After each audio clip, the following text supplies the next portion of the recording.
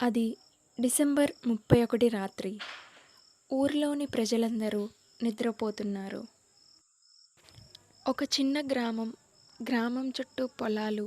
చాలా భయంకరంగా, నిశ్శబ్దంగా ఉంది. సమయం 11:57 అయింది. రోజీ పట్టణంలో చదువుకొని తన ఇంటికి తిరిగి వస్తుంది. డిసెంబర్ 31 నైట్ రోజీ తన ఫోన్ మాట్లాడుతూ బయట కూర్చొని ఉంటుంది. ఈ సంవత్సరం తన జీవితం నాశనం అయిపోయింది. అమ్మ చనిపోయింది. అప్పులు పెరిగాయి. మనశ్శాంతి కోల్పోయింది. అందుకే రోజీకి న్యూ ఇయర్ అంటే అసహ్యం.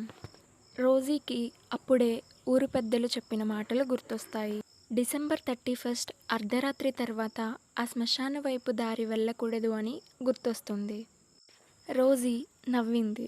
ఇవన్నీ అబద్ధాలు అని అనుకుంది. ఆకాశంలో ఒక్కసారిగా కుక్కలు అరవడం మొదలుపెట్టాయి. ఈలోగా గడియారం మోగింది. టైం 12 అయ్యింది. ఫోన్లో నోటిఫికేషన్ వచ్చింది. దానిలో హ్యాపీ న్యూ ఇయర్ అని ఉంది. అదే సమయంలో ఇంటి వెనుక నుంచి ఎవరో నడిచే శబ్దం రోజీకి వినపడింది. రోజీ గుండె తడపడింది. తిరిగి చూసింది. కానీ అక్కడ ఎవరూ లేరు. రోజీ ఊపిరి పీల్చుకుంది.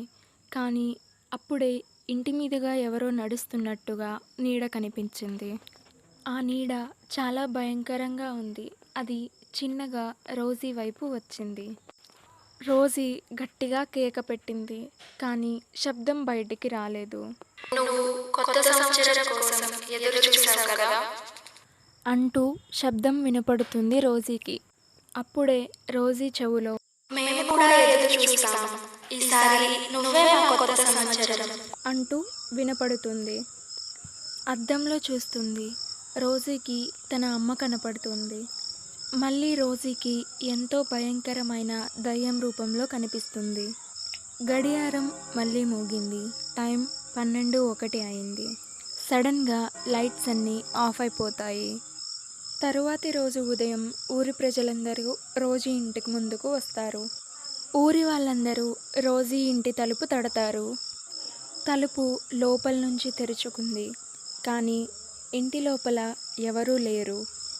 కేవలం గోడ మీద రాసి ఉంది, కొత్త సంవత్సరం, కొత్త ఆత్మ.